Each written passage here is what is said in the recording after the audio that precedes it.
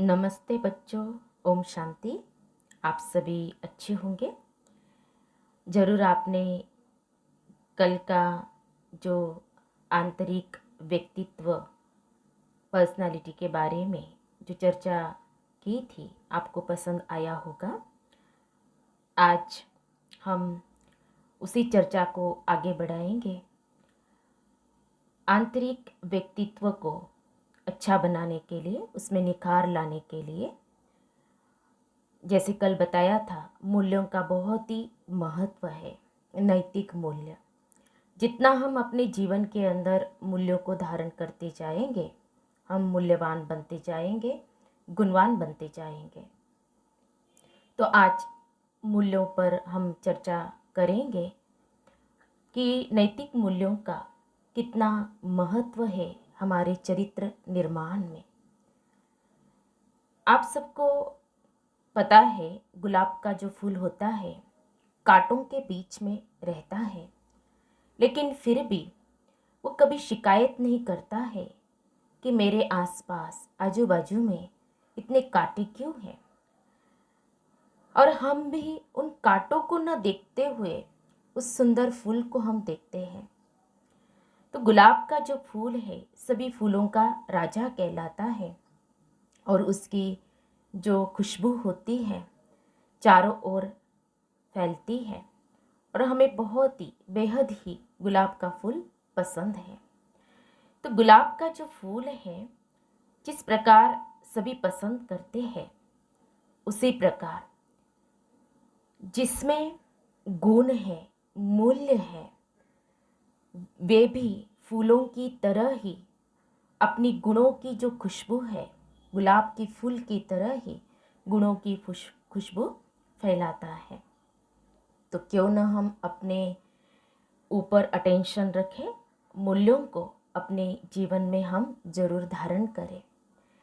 हम सभी जानते हैं, हमारे जो माननीय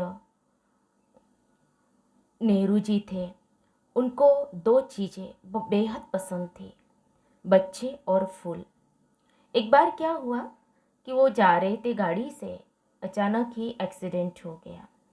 एक्सीडेंट में उस बच्चे की मृत्यु हो गई, और उस बच्चे का नाम था गुलाब। और तब से नेहरू जी ने यह सोचा कि मैं उसके यादगार में गुलाब का फूल लगाऊंगा। तो हमें पता है कि उन्हें गुलाब का फूल और बच्चे पसंद थे। तो कहने का भावार्थ ये है कि उनके अंदर भी क्या थे, नैतिक मूल्य थे। तो आज हम उन्हें याद करते हैं। एक बार क्या हुआ कि एक राजा थे, मुझे वो कहानी याद आ रही है कि उस राजा को प्रकृति से बेहद प्यार था। बहुत ही प्यार माना कि वो अच्छी तरह से देखभाल करता था। जो भी पेड़ पौधे हो, फूलों के बाग बगीचे हो, तो राजा उनकी देखभाल करता था। लेकिन राजा का कोई उत्तराधिकारी नहीं था। तब राजा ने सोचा कि इतना बड़ा राज्य है, आगे इस राज्य को कौन चलाएगा, और उसके लिए मुझे उत्तराधिकारी चुनना ही पड़ेगा। फिर कौन मदद मुझे कर सकता है, राजा सोचने लगा। तभी राजा को याद आता है कि ये प्रकृति ही मुझे मदद कर सकती है। तो राजा ने दूसरे ही दिन उद्घोषणा कर दी, लगवा दी, सभी बोलने के लिए कह दिया कि राजा को उत्तराधिकारी चाहिए, और उसके लिए जितने भी राज्य में, चाहे युवा हो, लड़के लड़कियां, जितने भी माताएं भाई जो भी राज्य में हैं, वो सभी आ जाए। दूसरे दिन सभी महल में पहुंचे। उसमें एक सुधा नाम की युवा लड़की थी, वह भी महल में पहुंचे। तो राजा ने कहा कि मैं आप सबको कुछ बीज दूंगा, और आपको क्या करना है उन बीज को ले जाकर के अच्छी तरह से उनको बोना है, देखभाल करनी है, लगाना है, और उसमें से जो सुंदर खिला हुआ अच्छा, सबसे अच्छा फूल लेकर के आएगा, उसको ही मैं उत्तराधिकारी बनाऊंगा। तो सभी को राजा ने बीज दिए। ये सुधा नाम की जो लड़की थी उसने भी लिया। अभी सभी गए, और 6 मास के बाद राजा ने कहा हुआ था कि 6 मास के बाद सभी को आना है। तो सभी गए, अपने अपने रीति से बीज बोया। अब ये सुधा नाम की जो लड़की थी उसने भी गमले में बीज बोया। 1 मास बीता, कुछ नहीं होगा। फिर उसने बड़े गमले में उसको ये किया, हाँ फिर भी नहीं। तो वो ऐसे करते करते 6 मास बीत गए, लेकिन वो गमला खाली ही रहा, उसमें से कुछ भी उगा नहीं। तो सुधा जो है वो नाराज हो गई कि मैंने इतनी अच्छी तरह से देखभाल की, बीज बोया, लेकिन फिर भी इसमें से तो कुछ उगा ही नहीं। चलो कोई बात नहीं, ठीक है, कुछ भी नहीं उगा है, लेकिन 6 मास के बाद राजा ने अपने महल में बुलाया है, तो मैं खाली गमला ही लेकर के जाऊंगी। तो सभी पहुंचते हैं महल में। तो राजा सभी के पास जाते हैं, एक एक करके बहुत सुंदर फूल लेकर के आते हैं। सबके हाथों में बहुत सुंदर फूल होते हैं, लेकिन ये सुधा जो होती है इसके पास तो खाली गमला होता है। फिर लास्ट में सुधा के पास राजा आते हैं, और राजा ने उसका हाथ पकड़ा और कहा, सबके बीच में लेकर के राजा आए सबसे आगे, और कहा कि मैंने अपने राज्य के लिए उत्तराधिकारी चुन लिया है। सबको आश्चर्य लगता है कि सुधा के हाथ में तो कोई फूल भी नहीं है, और लेकिन राजा ने फिर भी सुधा को ही चुन लिया है। और सुधा को भी पता नहीं था, उसको भी आश्चर्य लगता है कि मेरे पास तो खाली गमला था। तब जाकर के राजा ने कहा कि मैंने जो सभी को जो बीज दिए थे वो सारे बीज भुने हुए थे, और जो भुने हुए बीज होते हैं ना, उसमें से कुछ भी उगता नहीं है। बाकी जो भी राज्य के जितने भी फूल लेकर के आए थे, उन्होंने क्या किया था, अपनी अपनी रीति से वो फूल लेकर के आए हुए थे। तो उनके अंदर कोई सच्चाई सफाई नहीं थी, ईमानदारी नहीं थी। लेकिन जो सुधा थी उसके अंदर ईमानदारी, सच्चाई थी, और जिसके कारण उसने क्या प्राप्त कर लिया, इतना बड़ा राज्य राजा से प्राप्त कर लिया। तो सुधा के अंदर क्या था? सुधा के अंदर था उसका जो चरित्र, जिसके कारण, ईमानदारी और सच्चाई के कारण, जो उसका जो चरित्र था उसके कारण उसने इतना बड़ा राज्य प्राप्त कर लिया। तो उसके अंदर बहादुरी भी थी, और राजा को ऐसा ही उत्तराधिकारी चाहिए था, जो ईमानदार हो और जिसके अंदर सच्चाई भी हो और बहादुरी भी हो। तो देखा बच्चों, इस कहानी से हमें यही सीखना चाहिए कि जीवन के अंदर नैतिक मूल्य अर्थात गुणों का कितना महत्व है, जिससे हमारा चरित्र और आंतरिक जो इनर पर्सनैलिटी की हम बात कर रहे हैं, वो कितने अच्छी तरह से हमारी इनर पर्सनैलिटी डेवलप होती है। और जो चरित्रवान होता है वो सभी को बहुत ही प्यारा लगता है। जैसे कि हमें मालूम है, जो चरित्र शब्द में इत्र आता है, इत्र मीन्स खुशबू, है ना। इत्र की खुशबू लगाने से चारों ओर फैल जाती है। उसी प्रकार जो गुणवान मूल्यवान व्यक्ति होता है उसकी खुशबू भी चारों ओर जरूर फैलती है। तो हमें अपने जीवन के अंदर अटेंशन रखना है कि हम अपने जीवन में मूल्यों को धारण करें। और एक कहानी मुझे याद आ रही है। एक व्यक्ति था, वो सागर के किनारे गुब्बारे बेचता था। उसके पास 4 प्रकार के गुब्बारे थे। काला वाला था, हरा था, लाल था, पीला था। कई बार क्या होता था कि उसके गुब्बारे बहुत कम बेचे जाते थे, तब वो क्या करता था, एक गुब्बारा लेता था और आकाश में ऊपर छोड़ देता था। और जैसे ही वो गुब्बारा छोड़ता था तो ऊपर उड़ता हुआ गुब्बारा देख करके बच्चे उसके पास गुब्बारा लेने के लिए दौड़ दौड़ के आ जाते थे और उसके गुब्बारे सारे बेच जाते थे। वो रोज ऐसे ही, प्रतिदिन ऐसे ही करता था।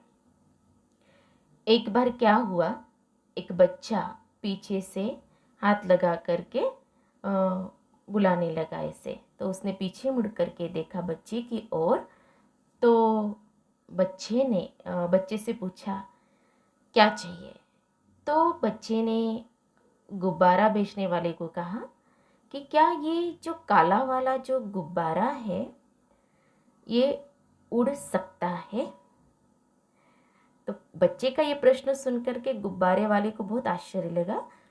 तो गुब्बारे वाले ने उत्तर दिया कि बच्चों, ये जो गुब्बारा है ये रंग के कारण नहीं उड़ता है, लेकिन उसके अंदर जो भरा हुआ है ना, उसके कारण वो गुब्बारा उड़ता है।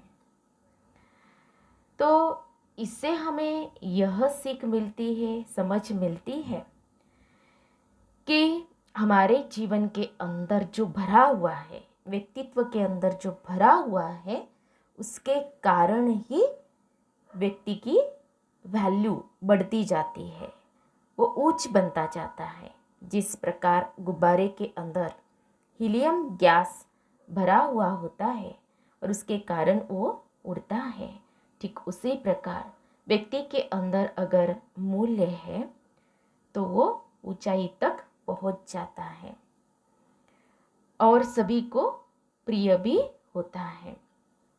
तो हम अपने जीवन के अंदर मूल्यों को अधिक महत्व दें, क्योंकि जीवन के अंदर सब कुछ पैसा ही नहीं होता है। बहुत सुंदर किसी ने लिखा हुआ है कि पैसों से हम क्या खरीद सकते हैं और क्या नहीं। तो पैसों से तो हम बिस्तर खरीद सकते हैं, लेकिन नींद नहीं खरीद सकते। पैसों से हम दवाई खरीद सकते हैं, लेकिन सेहत नहीं खरीद सकते। पैसों से हम घड़ी खरीद सकते हैं, लेकिन समय नहीं खरीद सकते हैं।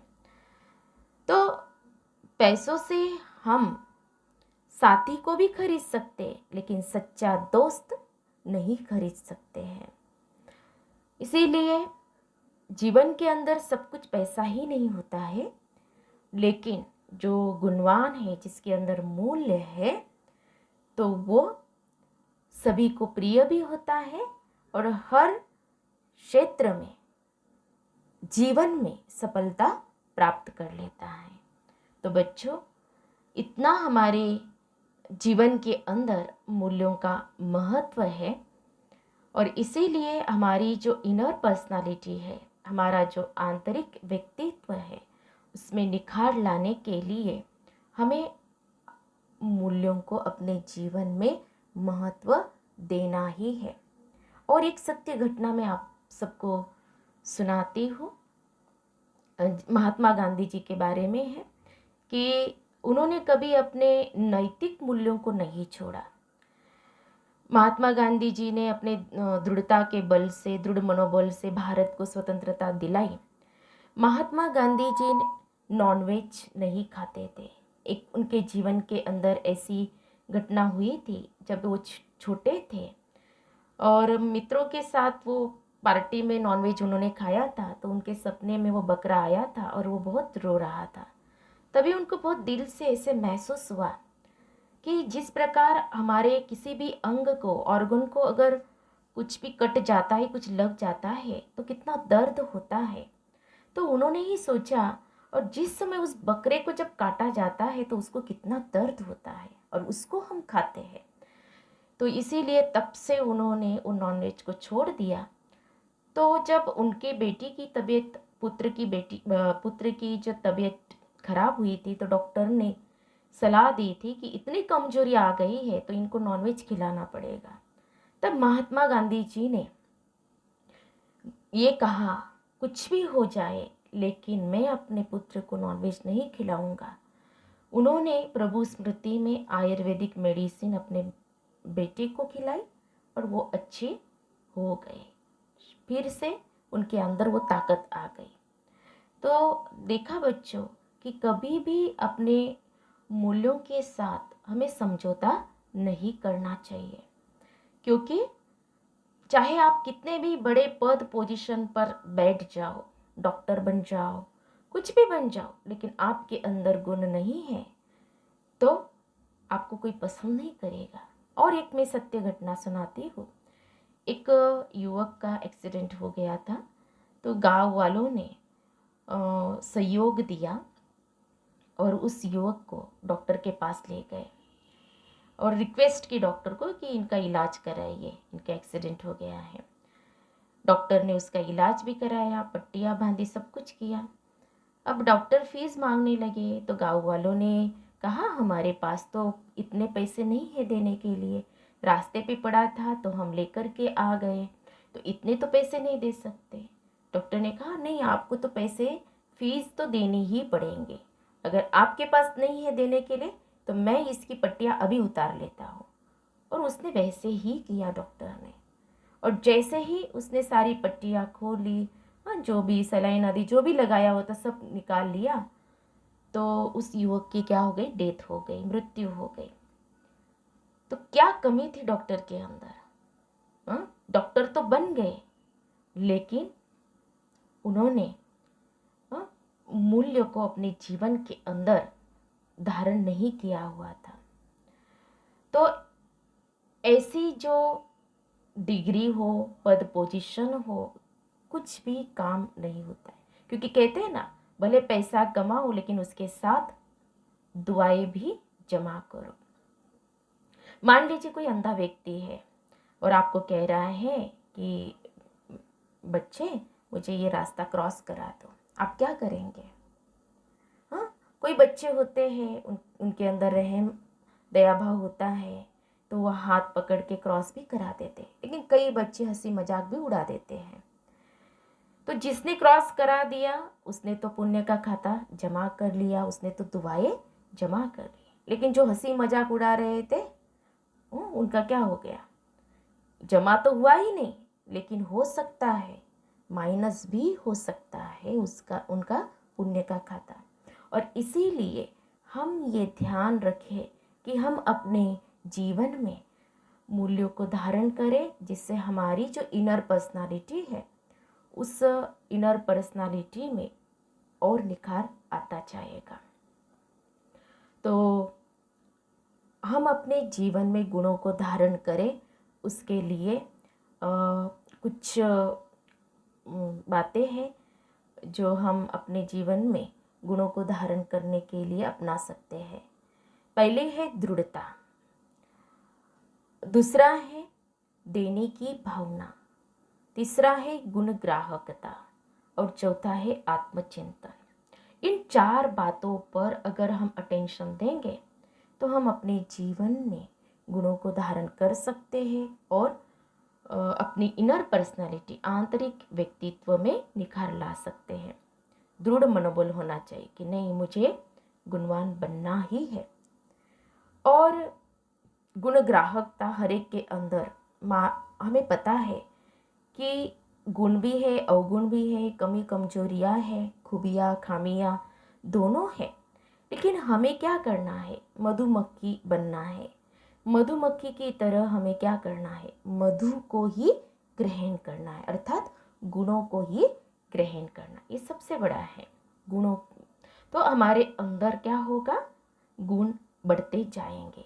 सबके अंदर अगर हम गुण देखेंगे तो फिर जैसे बताया कि देने की भावना, देवताओं को देखिए, हमेशा उनके हाथ कैसे होते हैं? देने वाले होते हैं। सहयोग देने की भावना होती है उनके अंदर, जिनके अंदर देवताई संस्कार होते हैं। एक कहानी है जैसे कि स्वर्ग का सिंहासन किसको मिले, देवताओं को मिले या असुरों को मिले।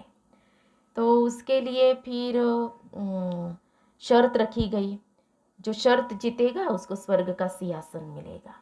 तो शर्त में ये था कि भोजन का जो कार्यक्रम था वो रखा गया कि दोनों को भोजन दिया जाएगा, देवताओं को भी और असुरों को भी।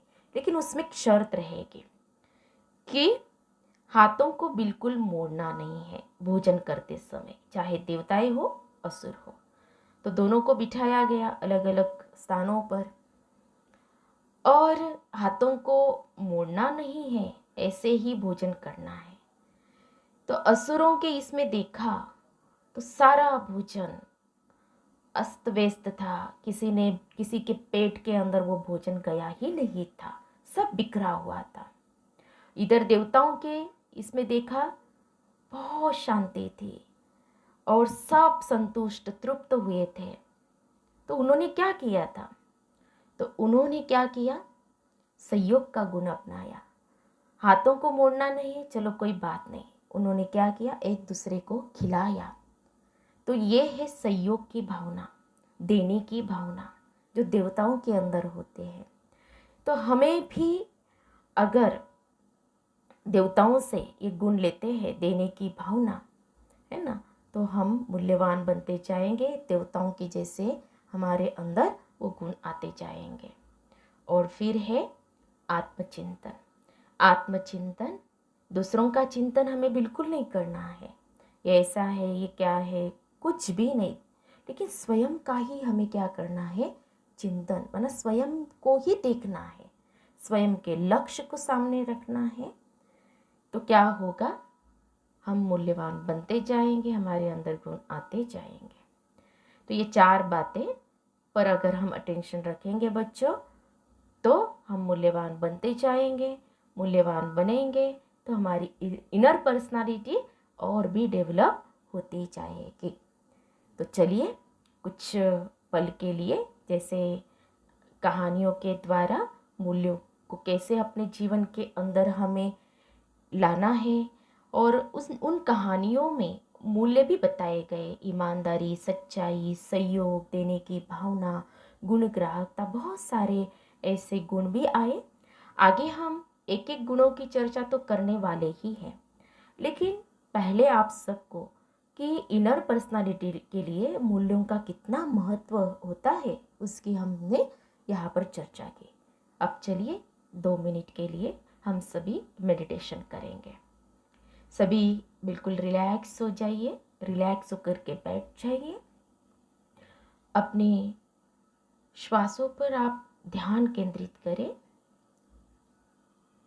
और महसूस करेंगे अभी स्वयं को, जिस प्रकार गुलाब का फूल का कितना महत्व है, उसी तरह मैं भी चैतन्य फूल हूँ। मेरे अंदर गुणों की खुशबू है।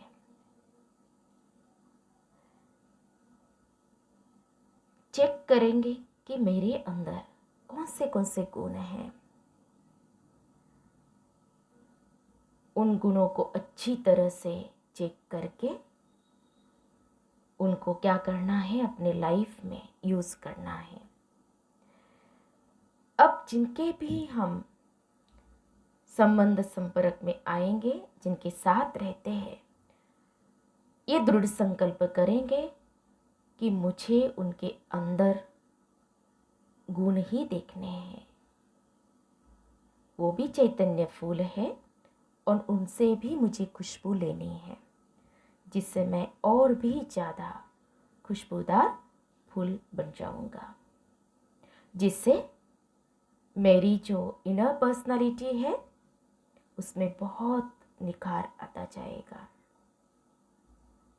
मैं चैतन्य रूहानी गुलाब हूँ और भगवान की बगिया का चैतन्य फूल हो। बहुत सुंदर विचार है ये, और सारा दिन इसका आप सभी अनुभव जरूर करना। ओम शांति। तो बच्चों, आज जो हमने चर्चा की, मुझे लगता है आपको यह चर्चा अच्छी लगी होगी नैतिक मूल्यों के बारे में। अगर अच्छी लगी हो तो आप सभी कमेंट्स ज़रूर देना। आगे हम एक एक मूल्यों के बारे में चर्चा करने ही वाले हैं। Thank you. ओम शांति।